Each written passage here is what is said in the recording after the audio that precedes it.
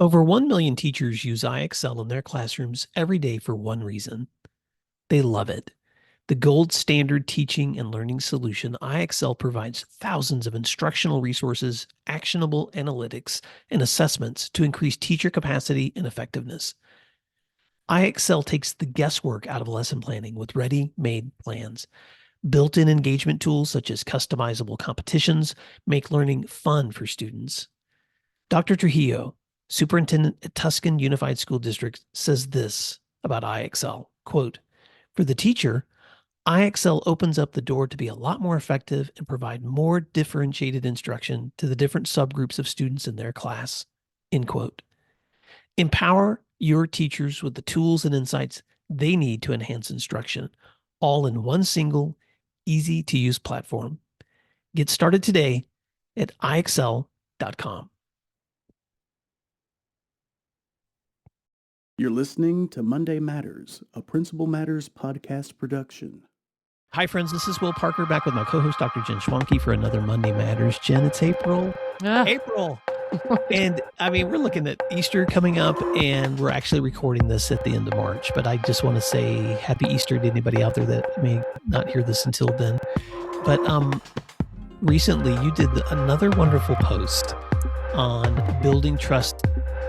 And I want you to set the stage for this, because this all began with a conversation. I know it's confidential, but you've been really careful to share this as a learning opportunity for all of us. So take us there, because I want to talk about this part of the conversation, which is how do we build trust through the right conversations?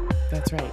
That's right. So yes, I wrote a 3-part series about a phone call I received from someone that I named Sandri, and she was an assistant principal from the West Coast. I'd met her a few years back at a conference, and she had kind of been gobsmacked because she was non-renewed at the last minute, meaning it was literally the last day that in her state a contract could be terminated.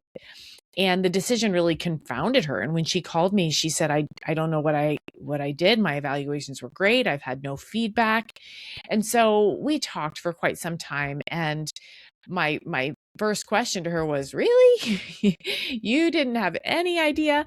And so upon deeper reflection, she really was able to see that her and her principal didn't have trust because they had never had the expectation conversation. And so that's kind of what brings us here today to talk about an expectation conversation. And I want to be clear, an expectation conversation should not be once.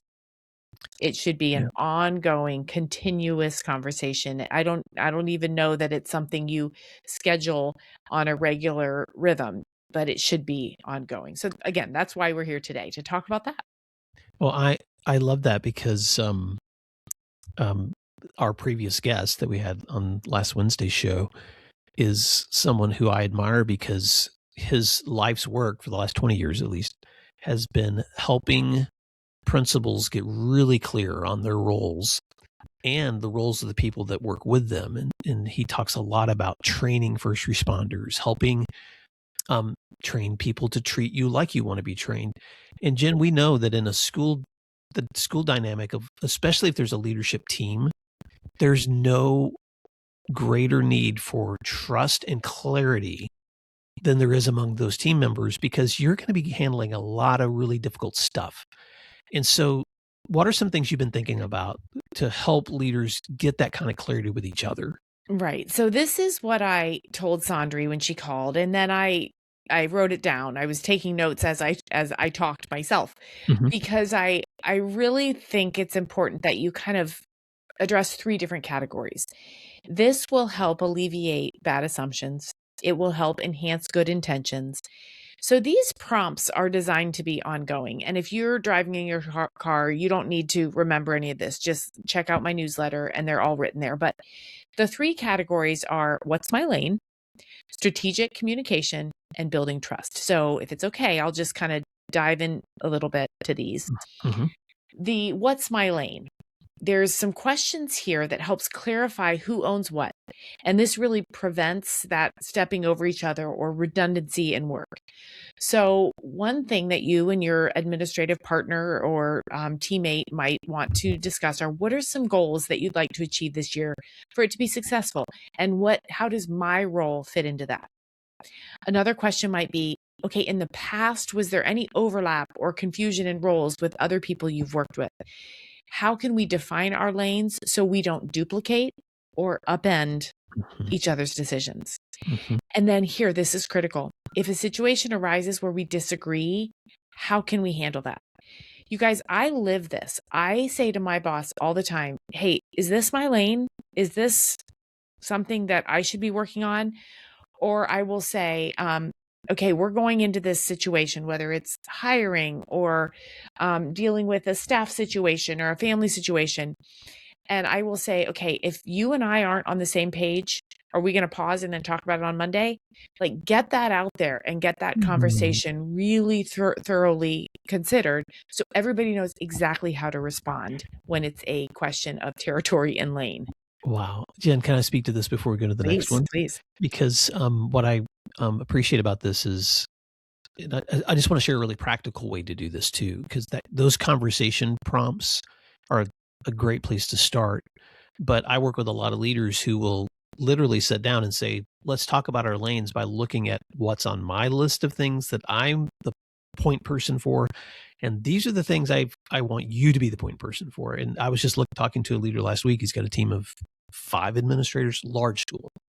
And he's got a very detailed list for like, these are my things, but I have to have you guys running these things or they're not going to get done. And so I think that clarity on the front end is huge. And I know as a former assistant principal and then later as a principal, how important it was for me to know that so that I would know this is my job. This is what I'm supposed to be doing. So thank you for that clarity of you need to know what's my lane. What's that second? Okay, the second one is strategic communication. So here's the thing, Will. Sandri was genuinely perplexed when she was non-renewed. Yet her boss thought they had provided guidance for improvement. And so when I really pushed Sandri, she said something along the lines of, no, all the feedback I got was great. I mean, they had ideas for how I could do things differently. I said, okay, tell me more about that. Tell me more. And she told me about an event that she had been in charge of. And afterwards, they're like, that was great. I think next year what you need to do is, and they gave her like 3 or 4 things. She heard, that was great. They thought they told her how it wasn't great. So these 3 questions will help you kind of clear out that gray area. You can ask your supervisor or your teammate, okay, outside of my formal annual evaluation, outside of that, how do I know if I'm meeting your expectations? What does that even look like for you? That's a great question. 2, hey, I value directness. So if you see me kind of going sideways and I'm not aligning with your vision, how can I get that feedback right away? And I would almost advocate for some sort of code word. By that, I mean, you might ask your supervisor or your teammate to say something like, hey, I've got some of that real-time feedback for you. You ready? So that you know this is real.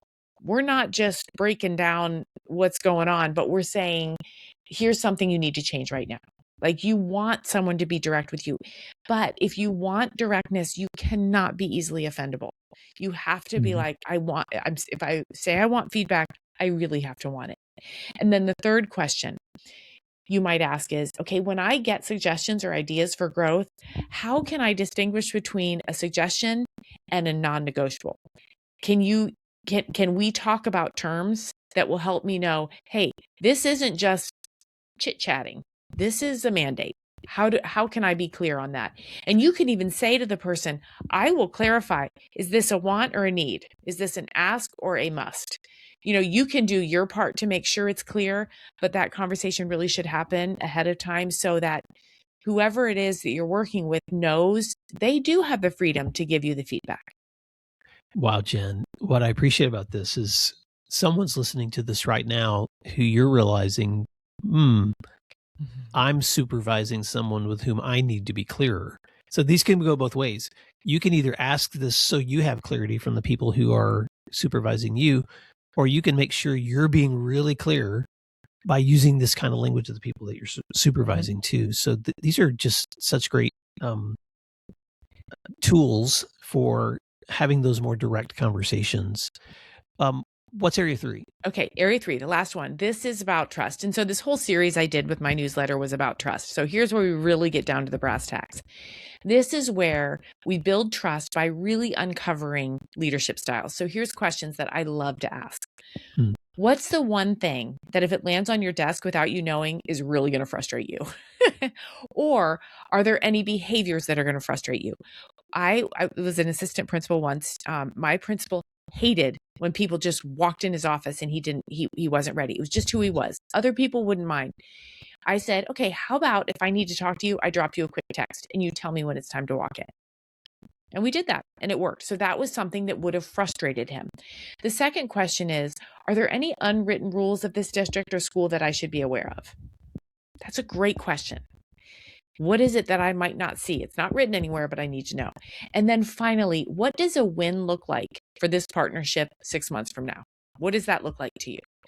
If you ask those questions, you're really saying, who are you and who am I? And how can I get this to work? I also said, well, let me pause there and see if you have any thoughts before I go into that. I have so many, but I don't know which one to choose. So I'm going to choose a funny one because I remember when I was working with a principal friend of mine when I was in AP, and she said to me, I'm surprised she said it, but I was so grateful to know this because she was like, well, I just need to tell you, when we're doing disciplinary situations, if a boy cries, I fall apart. So you're just going to step. She goes, I just crumble. I just give in. She's like, so if we're in a situation like that and the boy's getting emotional, you're just going to have to step in and take over. And it was so funny because sure enough, we'd be in a situation and a guy would start getting all upset and I would just step in and take it because I knew she had to gather herself first before we could move forward. And that was just such an awareness though of her, her own makeup. So many of the things you're saying, Jen, I'm just thinking about your own self-awareness of your emotional intelligence, right? The ability to be emotionally intelligent enough to ask someone else for that. That's hard to do, but these questions really help you go there. Right. My weakness, by the way, and this is preposterous because this happens all the time. I hated it when kids lied to me and I knew they were lying. I knew. I would get so angry. And I had my principal one time thought it was hilarious. So whenever someone was lying and we knew it, she would be able to take over because she thought it was amusing. Whereas I was ready to, kick something. And so she would take over. So that's good. That's the point really, is to figure out what it is that your leadership style, what your triggers are. So when you have these conversations, I think it's important too, to take notes, physical notes to say, okay, I'm really absorbing this information. One caution, I would never say to anyone, be so committed to this that you're obnoxious. And by that, I mean, I worked with someone once who every 14 minutes, she was like, is this okay? Is this okay? Is this what you need? I was like, you're fine. So I don't think this, when I say an ongoing conversation, I mean, every couple weeks, do a check-in, just see how things are going. You don't want to do it 6 times a day. Make it so that you've built the trust. You are willing to take the feedback. And then when the feedback comes, you really do listen and respond. So that's my final caution there.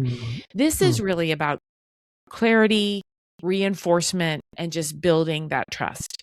Because clarity really is a gift you can give yourself. You can ask for clarity and you can make sure that you get it by starting that conversation now. Oh, that's so good, Jen.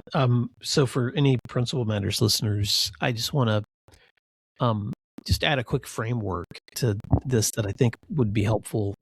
This is something that was helpful for me, so it may be helpful for you. Is one that when you have those initial conversations when you're bringing somebody on the team or you're starting a new school year, I call them those key responsibility area questions. I call them KRAs. When you're having those, what's my lane, what's your lane? That's the important way to set the parameters of how we work together. But then I also think it's important to take a look at your calendar. I would suggest every single week, we're pulling together as a leadership team and just catching up, making sure we're on the same pages, resolving any concerns or issues or questions. But then the third thing I would suggest is the importance of debriefing after really one of those big moments where something's just happened, or maybe we've just managed something really out of the ordinary or really important, or maybe it was resolving an unsafe situation. Those debriefs are super important too. Not waiting for a scheduled meeting to pull together. How are you doing? How am I doing? what would we do differently next time?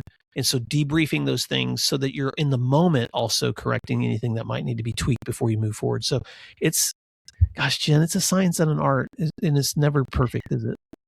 It's not, but I think you just said something really cool that you didn't even know you said. You said, make sure you're on the same pages. It's funny because we usually say on the same page. In this role, it's many pages. It's many pages. Okay, where are we on the drills we have to do? Where are we on instructional leadership? Where are we on behaviors? Where are we on parents? It's pages. So I thought that was, I just think that was really cool. You're so right. You're so right. Get on the same pages. Yeah, just yesterday I was in a virtual meeting with a whole group of leaders from different places in the U.S., and we were talking about all the different responsibilities and roles. And finally, I just stopped and said, "Your job is so complicated, isn't it?" And every head was nodding. Yes, because it is. It is. So even as Jen and I say this, please don't ever think either one of us feels like we've got it figured out. We've got it all. We can do it because we can't do it perfectly. None of us can. The goal, I like to say this, the goal is not perfection. The goal is growth. Yeah. So we're going to keep growing. So Jen, thank you for bringing this wonderful newsletter to readers and to subscribers and to today's podcast audience. How can folks find your newsletter if they want to subscribe and stay connected with you? Yes, I post the link to the newsletter every week on LinkedIn. It's also on my website, jenschwanke.com, and I'm climbing up in subscribers. It's really fun. So join me. We just, I kind of get real on that. So jenschwanke.com, you can find the link to subscribe. And Will, what about you? You don't want to miss Jen's newsletter. I look for it every week and I read it from the top to the bottom. And I learn so much when I do. And Jen, Principal Matters listeners can find our resources in today's post at williamdparker.com. If you're planning PD for next school year and you think that either Jen or me or any of the friends that we'd love to recommend could come and help, or if you're interested in things like our virtual trainings or fill in the blank. There's so many things we do, Jen, or coaching. We'd love to talk to you. So reach out to me at will@williamdparker.com or jen@jenschwanke.com. So until next time, thanks for doing what matters, and we'll talk to you soon. Thanks, everyone. Find free resources like this one at williamdparker.com. Subscribe for our free weekly newsletter, which contains bonus material, and also check out the links for Grow Academies, Masterminds, Executive Coaching, and Keynote presentations from my books, as well as from Principal Matters Associates. You can find out more under our speakers tab at williamdparker.com. Thank you for learning together, and thank you for doing what matters. Monday Matters.